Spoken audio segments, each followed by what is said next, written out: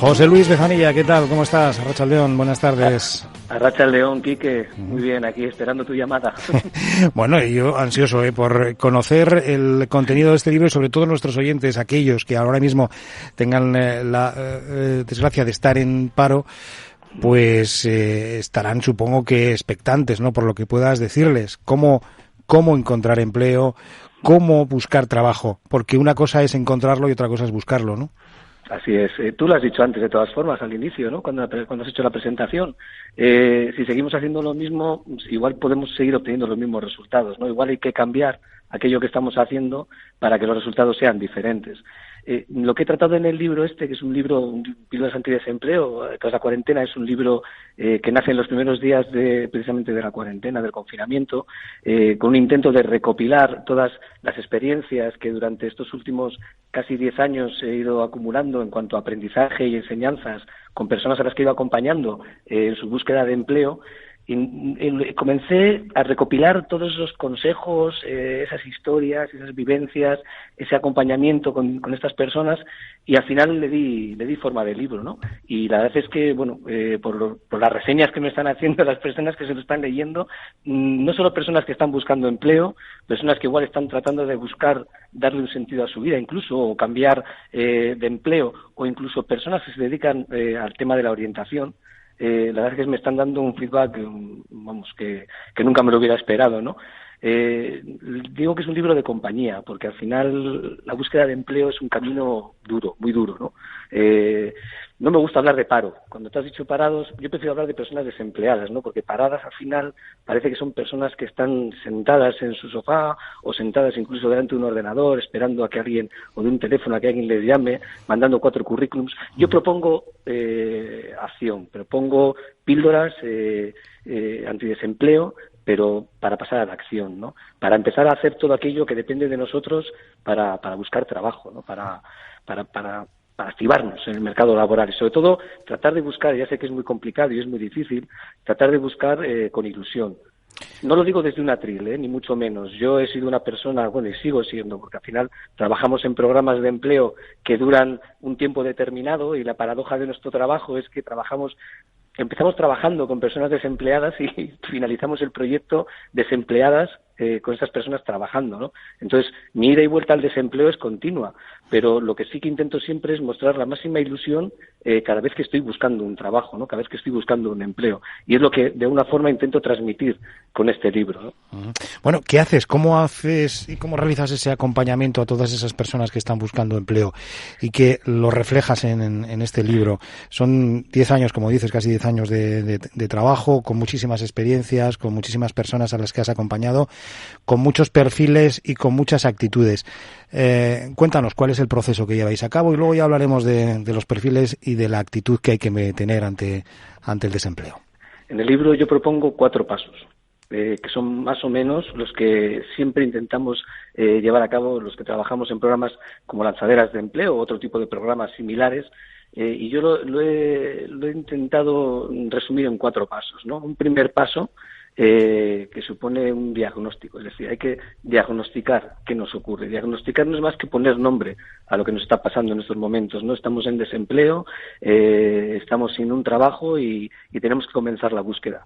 Pero para ello, primero tenemos que poner nombre a lo que sentimos, en el momento emocional en el que estamos, porque no podemos ponernos a buscar trabajo si andamos con una nube, o con un nubarrón, mejor dicho, encima de nuestra cabeza, ¿no?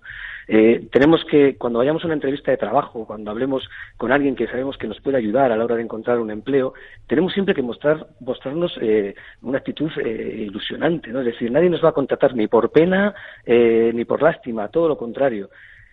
Para ello tenemos que hacer ese proceso, ¿no? Yo recojo, por ejemplo, una teoría que es la teoría del duelo, ¿no? Cuando nos quedamos sin trabajo, existe un duelo post-despido. Uh-huh. Es lógico, ¿no? Y totalmente comprensible, ¿no? Que tengas una sensación de frustración, de tristeza, de vacío y de desesperación, mismo, ¿no? Hay una primera fase de de negación, es decir, esto no me puede pasar a mí o cómo me está pasando. Hay una segunda fase de ira, de rabia, ¿no? En la cual, bueno, pues arremetes contra todo, ¿no? Incluso muchas veces cometemos el gran error de pagarlo con los que tenemos más cerca, ¿no? Y eso es un grave error que hay que corregir a tiempo, ¿no? Luego hay una fase en la que no tocamos todavía la realidad porque no queremos tocarla y pensamos que igual nos pueden volver a llamar. Y luego ya antes de llegar a la aceptación hay una fase de tristeza, ¿no? Tristeza que es importantísima, esa fase de tristeza, porque la tristeza nos permite de alguna forma hacer un trabajo interior y para salir de esa tristeza siempre vamos a tratar de buscar alternativas, ¿no? Que es lo que nos va a empezar a llevar al último paso, que es el de la aceptación. Es decir, olvidar la resignación, olvidar el resentimiento, aceptar la situación que nos toca vivir y ponernos las pilas para hacer todo lo posible y todo lo que depende de nosotros para encontrar trabajo. Esa es la primera parte del primer paso. Luego hay un segundo paso en el cual lo que tenemos que hacer sobre todo es medir las fuerzas con las que contamos. Es un trabajo de autoconocimiento, un trabajo en el que tenemos que, de alguna forma, buscar cuáles son nuestras fortalezas, nuestras habilidades, nuestras competencias y, sobre todo, ponerlas en valor, ¿vale? Ponerlas en valor en un currículum, ponerlas en valor en una entrevista, ponerlas en valor cuando hagamos nuestro elevator pitch o en una conversación informal en un bar con un amigo que creemos que nos puede ayudar en algún momento a encontrar trabajo. Luego hay una tercera fase, una vez que nos conocemos bien y que tenemos bien diagnosticado qué es lo que nos ocurre, hemos puesto el nombre a todo, lo que tenemos que hacer es empezar a marcar el objetivo hacia donde queremos dirigirnos. Nosotros acompañamos a muchas personas en los diferentes programas de empleo que cuando llegan al programa lo peor no es estar en el desempleo, lo peor yo creo que es que no saben a dónde tienen que ir, no saben hacia dónde quieren dirigirse, no saben cuál es su objetivo profesional. Y cuando tú no tienes el punto de mira puesto en un lugar, difícilmente vas a empezar a caminar por el lado correcto, ¿no? Entonces es importantísimo hacer lo que llamamos, o lo que yo en el libro cito como plan estratégico de empleabilidad, ¿no? Donde vamos a marcar nuestra misión, nuestra visión, nuestros valores y sobre todo definir en qué queremos trabajar, dónde queremos trabajar. Que tan importante es saber dónde queremos trabajar como saber dónde no queremos trabajar. Yeah. Porque muchas veces la gente te dice, no, yo de cualquier cosa, yo busco trabajo de cualquier cosa. Claro, es la primera reacción, ¿no? La más humana, ¿no? Oye, eso es, sí, es lógico, yo lo que quiero es trabajar, ¿no? Donde sea, como sea. Por supuesto, eso es, por supuesto, pero claro, si intentas, cuando dices eso, estás matando moscas a cañonazos. No estás poniendo el foco realmente donde tienes que, o los esfuerzos no los estás centrando en la dirección que te pueden dar resultado, ¿no? Entonces, claro, cuando dices de todo, les dices, bueno, vale, bien, es que hay que hacerlo, yo qué sé, pues por ejemplo, el otro día estaba con una persona a la que estaba acompañando y me decía él, llegó y dijo, no, yo de cualquier cosa. Y digo, vale, digo, mira, tengo una oferta aquí para irte a Mayavia. Ah, no, yo hasta Mayavia no me voy. Bueno, mira, pues tienes aquí otra, pero bueno, es con turnos, tienes que hacer turno de noche, es que acabo de tener un crío y va a ser imposible. Bueno, pues es importante, es decir, es loable, quiere decir, no lo estoy, en ningún momento lo estoy juzgando, simplemente lo que tenemos que tener es claro qué es lo que no queremos como lo que queremos. Bueno, pues en ese caso uno tiene que tener claro que no quiere trabajar de noche ni quiere desplazarse, ¿no? Por ejemplo. Eso es, por ejemplo. Eso ya o que tener no algo está claro. dispuesto a trabajar por una franja salarial inferior a X. Ya. Quiere decir que al final eso hay que tenerlo claro. Ese es el tercer paso. Y luego el último paso que en el que hablo en el libro, y todo ello va acompañado siempre de historias, de historias reales, de personas a las que he tenido la gran suerte de acompañar, personas que también se quedaron en el desempleo al igual que yo y que en un momento dado decidieron tomar las riendas de su propia búsqueda y encontrar un trabajo, ¿no? Y el último paso son píldoras muy concretas, píldoras que tienen que ver sobre todo con la comunicación, porque yo creo que al final buscar trabajo es un ejercicio de comunicar, ya sea a través de un currículum, a través de una entrevista, el elevator pitch, trabajar nuestra marca personal, trabajar nuestras redes sociales, LinkedIn, etc. Comunicarse. Importante, ¿no? Porque en una entrevista de trabajo, una entrevista de empleo, muchas veces la persona que te entrevista, con la intención de conocerte mejor, siempre te plantea la pregunta abierta de háblame de ti. Eso es. Claro, uno sabe hablar de sí mismo, sabe venderse bien. Pues eso es algo que hay que trabajar. De hecho, uno de los capítulos del libro es precisamente así. Háblame de ti. ¿Por qué? Porque cuando nos preguntan o cuando nos dicen háblame de ti en una entrevista de trabajo, lo que tenemos que hacer no es... A la gente no le interesa la historia de nuestra vida. A la gente las empresas cuando nos entrevistan o cuando quieren un currículum, lo que les interesa es ver qué somos capaces de hacer, ¿no? Cuáles son nuestras fortalezas, cuáles son nuestras competencias, nuestros conocimientos, nuestras habilidades, y siempre ese conjunto de herramientas de las que disponemos, pero que están perfectamente relacionadas con el puesto al que optamos. Es decir, para eso es necesario un ejercicio de autoconocimiento, ¿no? Que es ese segundo paso del que hablábamos antes, medir tus fuerzas. ¿Por qué? Porque para hablar de uno mismo hay que conocerse.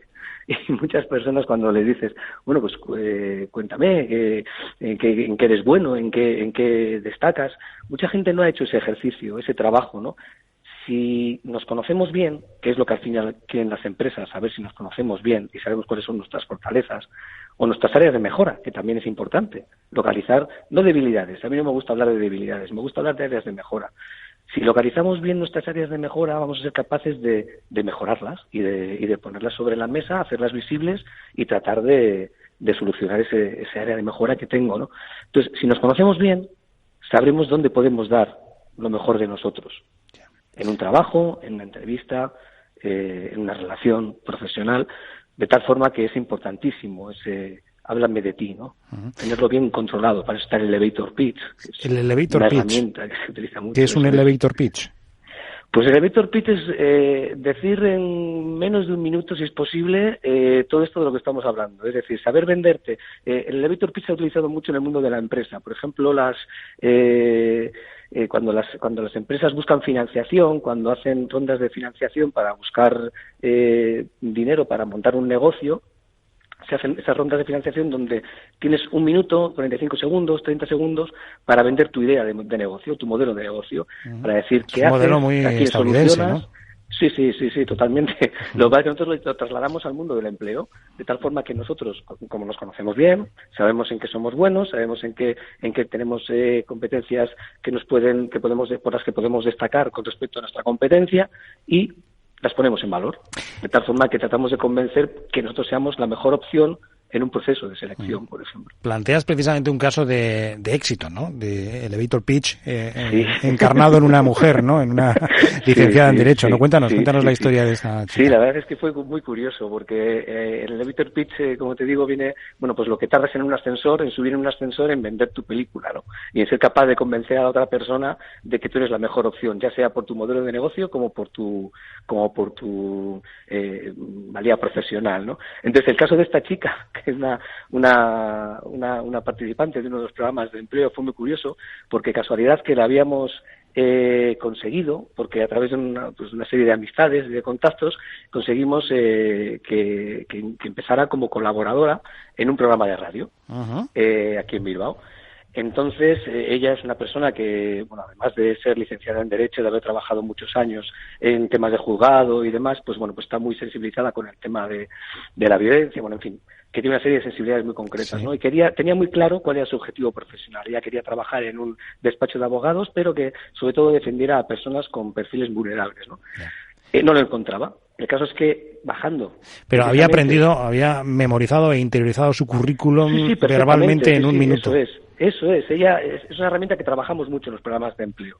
Y ella lo había interiorizado, lo había ensayado, lo había practicado y sobre todo lo había hecho suyo, que es lo importante, ¿no? Hacer tuyo tu mensaje. Es decir, que no lo leas como un papagayo, sino que te lo creas. Dice un oyente, o sea, saber venderte, ¿no? Casi como un político, dice nuestro oyente.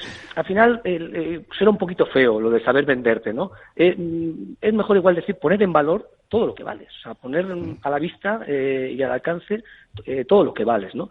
Entonces esta chica se lo había elaborado muy bien su discurso, lo tenía muy bien preparado, pero nunca pensó que lo iba a poner en práctica precisamente en un ascensor.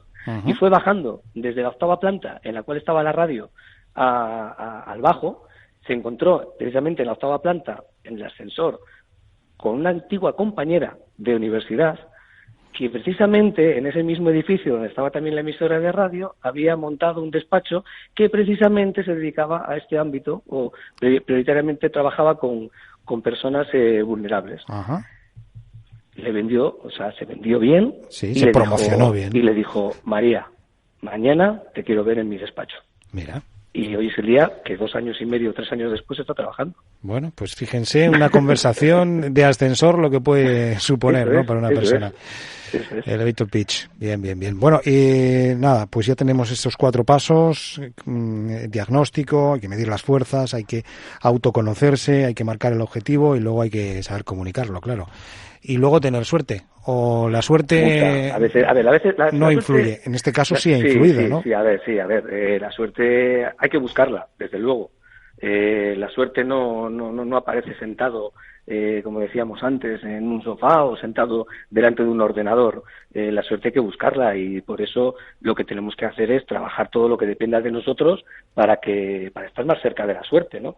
Luego sí que es verdad que hay gente que trabaja más y le cuesta más tiempo encontrar su oportunidad laboral, pero muchas veces tenemos que pensar que no dependen directamente de nuestro trabajo o de nuestro esfuerzo, sino que al final, ahora mismo estamos en un momento en el que pues hay una pandemia mundial, hay una crisis a todos los niveles.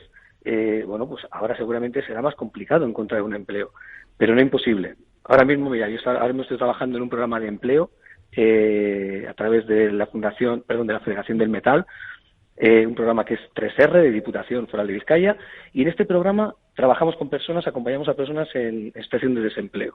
Bueno, pues de 120 personas con las que hemos trabajado, el itinerario ya han conseguido trabajo cerca de 32, creo que son, el último dato creo que son 32 personas. Bueno, pues al final hay esperanza, quiero decir que aunque son los tiempos complicados, y de hecho tenemos muchas ofertas de empleo sin cubrir, porque no tenemos personas con ese perfil. Quiero decir que trabajo, bueno, empleo hay que saber buscarlo también. José Luis, mira, ya aprovecho la oportunidad para preguntarte cuáles son los perfiles más demandados a la hora de buscar empleo. Pues mira, todo lo que tiene que ver con la electricidad es prácticamente imposible encontrar perfiles. O sea, nos volvemos locos, de no verdad. Hay electricistas. No hay bueno, hay muchos, pero están todos trabajando. Ah, vale, ya.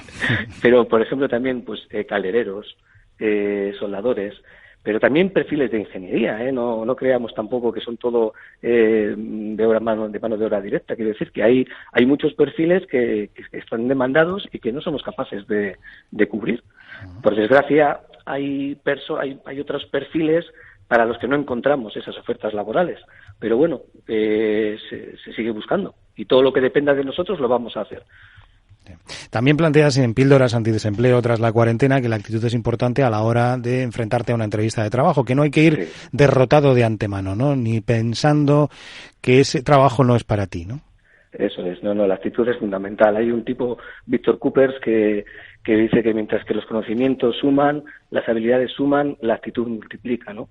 Y es cierto, al final entre dos perfiles profesionales, más o menos con los mismos conocimientos, más o menos con las mismas, incluso con la misma experiencia profesional, al final ¿con quién te quedas? Pues con el que muestra una actitud más positiva, ¿no? Es lo que hablábamos al principio del tema de la ilusión, de la motivación, que nadie quiere rodearse de personas negativas, personas que al final que transmitan no mal rollo, ¿no? Pero sí tristeza, que al final el trabajo se pasa muchas horas y es verdad, pero las empresas buscan personas con las que se pueda trabajar bien en equipo, que no sean conflictivas, que muestren ilusión, motivación por el empleo, por el trabajo, sea el puesto que sea, quiero decir que al final es importante buscar la motivación dentro del trabajo, dentro del puesto de trabajo es muy, muy importante. A veces es muy complicado, pero bueno, hay que intentarlo.